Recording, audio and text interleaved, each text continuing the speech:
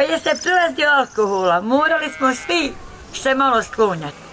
Ali sam ja sa njim prošla što nije ni jedna žena na svijetu ne prošla. Sa čovjekom svojim? Sa svojim čovjekom.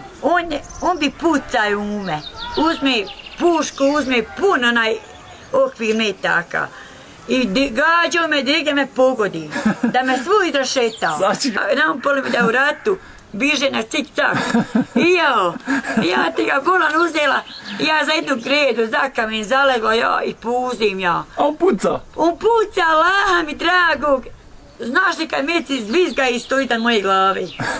I vidim ja da sam na nišanu. Izvini, ja se smijem, ali to je smiješno. Ali ja govorim, ja vidim da sam na nišanu, da će me ubiti. I ja ti ga ustado, Allahu, ti si, ja pomozi mi, ako neš, tvoja sam, nemam kud dalje. Prostio bi svakome kad sam trižan, kad sam pijan, ne bi nikom. Ne bi ja vredio mačku, ali alkohol bi ne znam. Budala je bio kad je piju, ali sad je još gora. Još gora. Blašu, sad ne pije rakiju, sad pije onu krušku od 2 litra. Enđe je baraba bio i umrće.